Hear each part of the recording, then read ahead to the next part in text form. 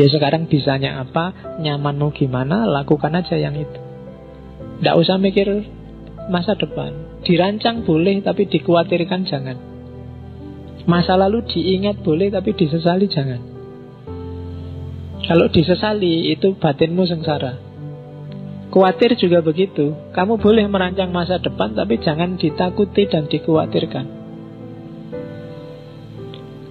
Masa depan yang kamu takuti, kamu naik motor kok, wah jangan-jangan kalau nabrak gimana, wah jangan-jangan kalau macet gimana, kamu gak jadi naik motor. Terlalu banyak khawatir. Atau dulu ada yang kecelakaan di sini, wah dulu ada yang jatuh di sini, wah dulu, akhirnya gak jadi jalan juga. Jadi jangan menyesal yang sudah terjadi, dan jangan khawatir dengan yang belum terjadi. Nikmati saja saat ini. Gak usah khawatir. Hidup itu memang kadang seneng, kadang susah. Pokoknya nyawanya di situ. Masa depan mungkin mengkhawatirkan, tapi pasti tetap di masa depan ada seneng, ada susah. Masa lalu yang kamu sesalkan pasti ada senengnya, hanya yang kamu ingat susahnya saja. Iya kan? Kamu kuliah SMA yang kamu ingat ditolaknya saja, padahal yang nolak cuma satu, temenmu banyak, gak ada yang satu pun yang kamu ingat. Yang kamu ingat ya yang kamu tembak dan kamu ditolak itu. Ya kan? Masa lalu gak usah disesali deh, katanya Surya Mentaram. Nyari perkara, wong sudah lewat, sudah terjadi kok. Ya masa lalu itu anggap aja kayak situasi di belakangmu pas kamu naik motor. Ya sekali-sekali dilihat lewat spion. Cuma naik motor jangan lihat spion terus. Ya, kalau kamu lihat spion terus bahaya malahan kan. Kamu khawatir, lihat belakang terus. Lihatnya ke depan. Cuma jangan khawatir, jangan-jangan di sana ada kecelakaan, jangan-jangan kamu nanti nggak jalan. Jangan-jangan ada orang motong depanku, jangan-jangan nggak jalan. Dinikmati aja naik motornya. Nggak harus terlalu khawatir yang di belakang sama yang di depan. Jadi sesal dan khawatir. Kalau kita bebas dari iri dan sombong, dari sesal dan khawatir, maka kita bisa tabah, bisa tatak. Kalau bahasanya Surya Mentara, tatak itu tangguh. Kenapa orang jadi tangguh? Karena dia ngerti filosofinya hidup. Filosofi yang mana? Mulur mungkret, seneng susah, ora iri, ora sombong, ora getun, dan ora khawatir. Kalau kamu punya prinsip ini, hidupmu akan kuat, tatak. Apapun yang terjadi, kamu akan tabah. Tidak usah takut dengan kesusahan. Sesusah apapun orang, pada saatnya akan ganti jadi seneng. Seseneng apapun orang, pada saatnya akan ketemu masalah dan jadi susah. Entah masalah besar, entah masalah kecil. Maka solusinya bukan jangan sampai kita susah atau semoga kita seneng terus, tapi solusinya adalah pahami ritme seneng dan susah. Di situ kita bisa tabah. Tabah itu tatak. Tatak itu gak cuma kalau ada kesedihan, pas seneng juga harus tatak. Seneng luar biasa, tiba-tiba dapat undian mobil, dapat undian rumah, nah itu tatak. Kalau tidak kuat tiba-tiba pingsan kamu, alhamdulillah dapat rumah. Tidak dapat rumah, biasa aja, lumayan. Dapat rumahnya seneng, tapi kerepotan selanjutnya mesti datang. Dan itu susah, nyari izinnya lah, bayar pajak lah. Terus yang rumah dijanjikan ternyata disuruh bayar sekian persennya, pajaknya 25% sendiri, rumahnya harganya 1 miliar, 25%-nya berarti bayar 250 juta, golek neng di. Kesumpekan baru datang, ya kan? Habis itu tetangga kiri kanan tiba-tiba datang, ayo persenane, ayo sumpek lagi, ya kan? Loh, hidup itu kan selalu begitu. Jadi tabahlah, tataklah, baik dapat senang maupun dapat susah. Nah, untuk bisa semua tadi, kuncinya apa? Kenalilah dirimu, merui gagasane dhewe. Ketahuilah dirimu. Jadi kayak tadi, tengganglah dirimu, kenali dirimu, kenali perasaanmu. Buang semua yang tidak penting. Buang semat, derajat, keramat, itu semua semu. Pahami keinginanmu, buang semua yang tidak penting, kenali dirimu. Kalau kamu sudah kenal dirimu dan semua atribut yang tidak penting lewat, kamu akan jadi menungso tanpa tenger, kalau bahasanya Surya Mentara. Manusia tanpa ciri. Jadi kamu bebas dari semua ikatan yang membelenggumu selama ini, baik ikatan seneng susah maupun ikatan semat, derajat, dan keramat. Nyari harta iya, karena kita butuh hidup, butuh fisik, tapi tidak tertipu dan terjerumus dalam semat. Nyari ilmu, nyari kemuliaan iya, tapi tidak tergila-gila oleh derajat. Nyari status, nyari pangkat iya, tapi tidak terpesona oleh keramat. Itu anggap aja baju yang sewaktu-waktu bisa ditanggalkan dan tidak penting. Toh tidak pakai baju kamu bisa hidup asal nggak dilihat orang lain. Iya kan, kalau dilihat orang lain yang jadi problem. Nah, kalau bisa kayak gitu, maka kamu adalah manusia tanpa tenger. Kenapa manusia tanpa tenger? Karena semua tenger yang melekat padamu itu sifatnya artifisial, tidak penting. Namamu kan juga cuma simbol saja. Semua gelarmu kan juga simbol. Apakah kamu mahasiswa, apakah kamu anak soleh, apakah kamu takmir, apakah kamu SAG, MAG, MSG. Iya. Kemarin ada diskusi apakah S2 itu gelarnya harus MA, MAG, apa MUD, apa MANU. Tak usulkan gimana kalau MSG aja. Itu dahsyat loh, MSG itu sedikit-sedikit tapi dalam jumlah banyak bisa bikin kacau metabolisme tubuhnya manusia. Nah, jadi kalau bisa tidak terikat oleh itu semua, maka kamu jadi manusia yang sejati, manusia yang tanpa tenger. Kalau bahasanya Iqbal, manusia otentik. Itulah dirimu yang sejati, yang tidak tertipu oleh macam-macam, tidak terlalu banyak topeng. Semakin banyak topeng, semakin kamu berat. Misalnya, topengmu dulu hanya mahasiswa, sekarang ada tambahannya, mahasiswa aktivis. Ada tambahan lagi, mahasiswa aktivis yang kutu buku. Ada tambahan lagi, mahasiswa aktivis yang kutu buku yang takmir. Ada. Loh iya kan, saya banyak topengnya semakin berat tugasmu, semakin susah hidupmu. Maka ambil jarak dari semua topeng itu, kenali dirimu secara otentik. Jadilah manusia tanpa tenger. Apa ndak boleh Pak jadi mahasiswa aktivis, jadi mahasiswa takmir? Boleh. Tapi jangan anggap itu esensial, jangan anggap itu urgent dan penting. Itu semua sifatnya sementara, kayak seneng dan susah. Nah, maka dengan itu kamu akan jadi manusia tanpa tenger. Konsep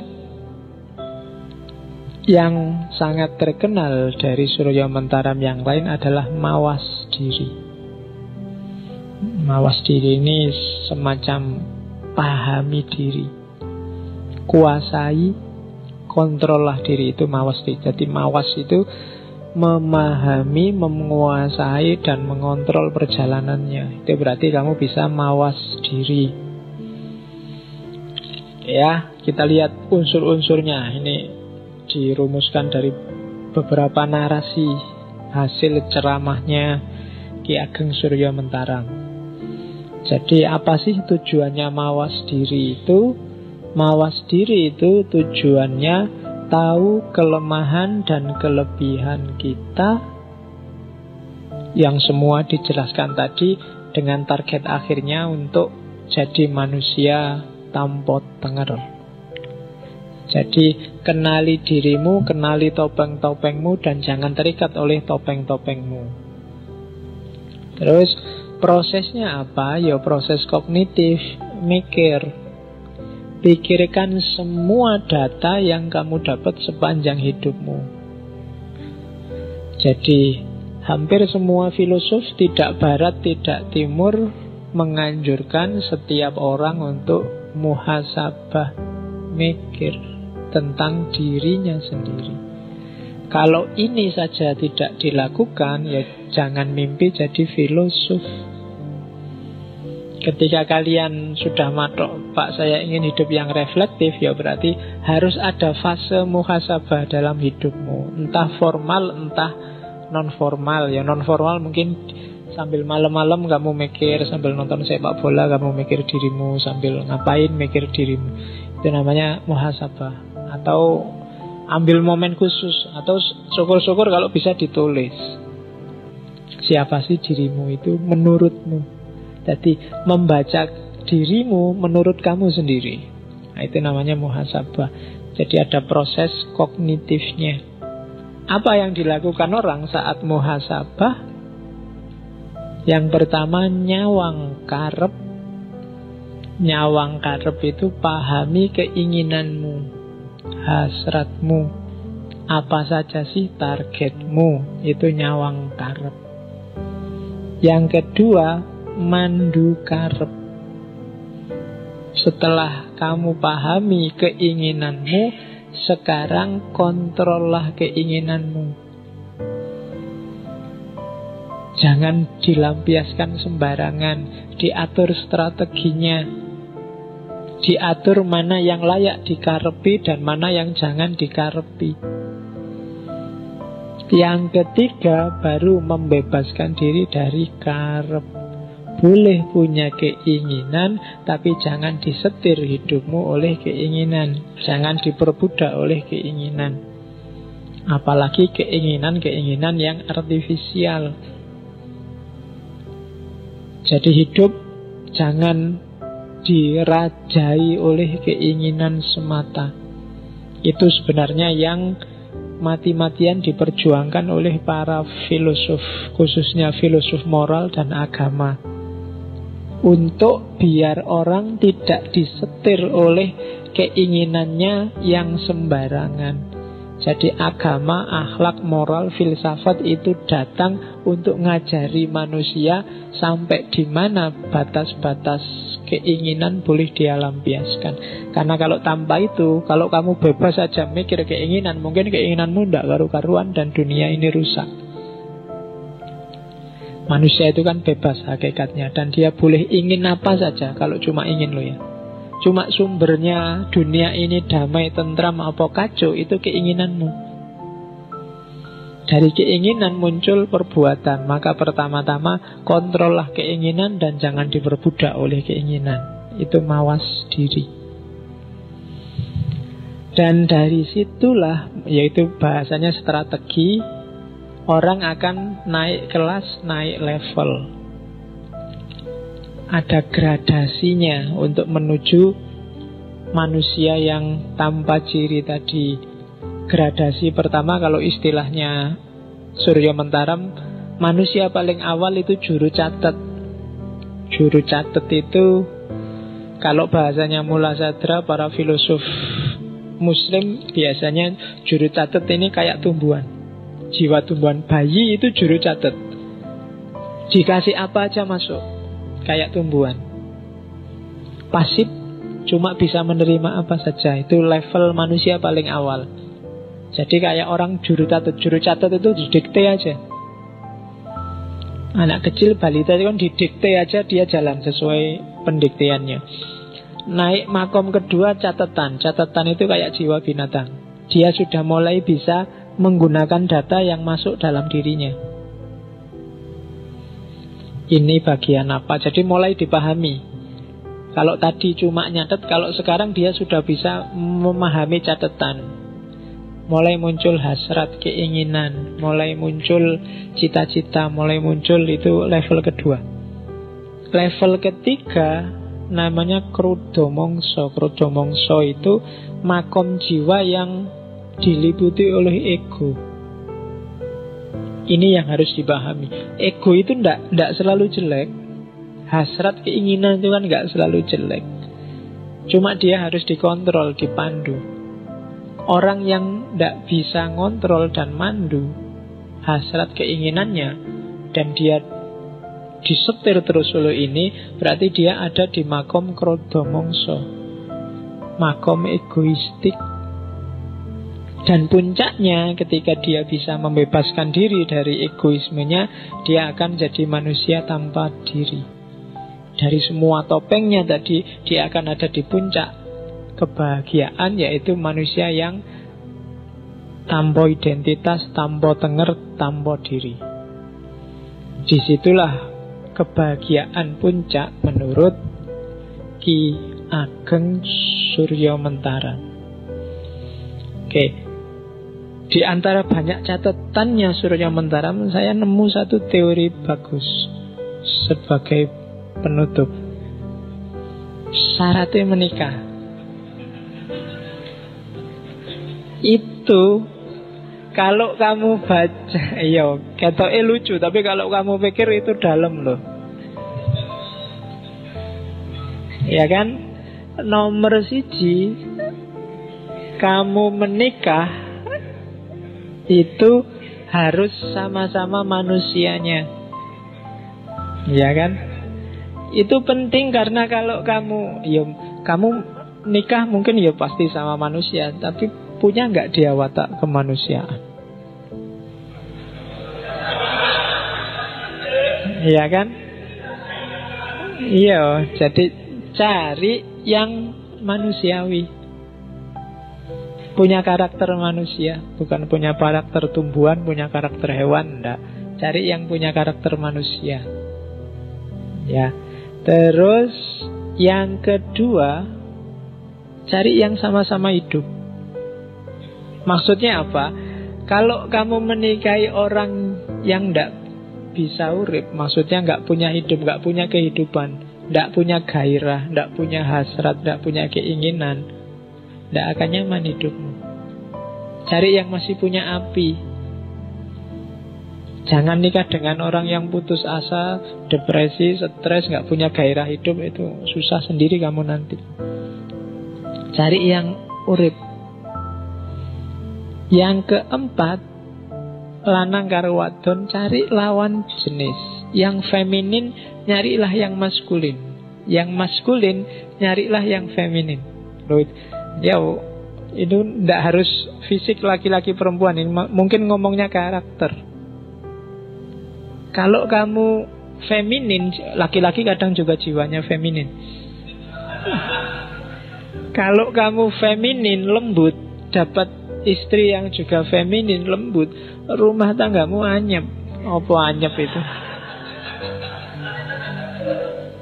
Ya kan, kalau bahasa Cinonya yin dapat yin, itu kacau. Kamu akan tiap hari diem aja deh. Enggak ada ngobrolnya, pokoknya ayo gitu dok. Loh. Ya kan? Atau yang dapat yang itu rame sudah. Bales-balesan pantun terus tiap hari rame. Enggak enak. Lanang harus dapat wadon. Yang keempat, podo dewasa nih, sama-sama dewasa. Ini nggak perlu tak jelasin kan. Masa kamu nikah sama yang masih anak-anak, masih tidak bisa mikir, ada anak-anak, atau bisa juga masih kekanak-kanaan. Itu juga susah. Kamu harus ngomong meskipun umurnya banyak mungkin. Ya kan, itu juga problem sendiri. Dan yang terakhir pasti sama-sama mau. Mau itu berarti apa? Sama-sama siap secara mental. Kalau enggak juga susah, berat kehidupan perkawinanmu. Oh, itu kalau dibaca sekilas kelihatannya simpel. Podo wonge, podo uripe, lanang entuk wedok, wedok entuk lanang padha dewasane, padha geleme. Tapi sebenarnya filosofinya agak dalam. Itu syaratnya nikah. Selain itu, apakah perlu KUA, apakah harus siri, apakah itu? Jawabannya Surya Mentaram, sak butuhe, sak perlune. Ya kan? Sak cukupe. Kalau cukup teman sak kelas ya cukup, tidak apa-apa. Kalau cukup dengan seperangkat alat sholat ya tidak apa-apa. Kalau cukupnya seperangkat alat sekolah juga tidak apa-apa. Loh ya kan? Selain itu bisa dinego. Cuma yang 5 di atas itu carilah dengan standarmu sendiri, jangan dinego. Kamu nyari yang bukan manusia juga susah, yang satu nggak hidup juga susah, yang sesama jenis itu masalah. Ya kan? Baik lahir maupun batin. Yang masih kanak-kanak juga masalah, yang tidak mau juga masalah. Nah, jadi yang penting gelem, dewasa, lawan jenis, urip, podo menungsane. Nah, itu syaratnya orang nikah. Selain itu standarnya subjektif. Sak butuhe, sak perlune, sak cukupe. Oke, alhamdulillah kita selesai dengan Ki Ageng Surya Mentaram, kebahagiaan. Silahkan diambil yang relevan untuk hidupmu masing-masing. Tidak harus dihafalkan, tidak ada ujiannya. Jadi pakai aja yang menurutmu manfaat untuk hidupmu. Oke, filsafat lembut gaya timur saya kira sudah. Minggu depan kita filsafat yang agak keras. Kita akan ngomong politik. Minggu depan saya awali dari filosof politik Barat Thomas Hobbes. Dia nulis satu buku yang luar biasa, judulnya Leviathan. Leviathan itu makhluk monster yang itu simbolisme negara. Seperti apa pikirannya Thomas Hobbes, yang punya asumsi bahwa manusia itu adalah hakikatnya saling memangsa. Itu minggu depan. Minggu depannya lagi kita akan ngomong filsafat nazismenya Hitler. Minggu depannya lagi kita ngomong Ahkamus Sultaniyahnya Al-Mawardi. Minggu depannya lagi kita akan ngomong Marhenismenya Soekarno. Bagaimana gagasan-gagasan politik. Bagi saya 4 ini cara berpikir politik yang non-mainstream. Yang mainstream sudah kita bahas di bagian awal dulu. Ada sosialisme lah, ada yang lain-lain itu yang bisa kita bahas. Hari ini kita ngomong yang non-mainstream, cara berpikir politik yang khas. Termasuk Al-Mawardi yang banyak dikutip orang-orang yang ingin bikin kekhalifahan. Jadi kita lihat seperti apa pikiran-pikiran politiknya. Setelah itu entah bulan depan kita ngomong apa lagi. Oke, saya akhiri sekian ngaji malam ini. Insya Allah ketemu lagi minggu depan. Kurang lebihnya mohon maaf. Walafu minkum. Wallahul muwafiq. Wallahu a'lam bissawab. Wassalamualaikum warahmatullahi wabarakatuh.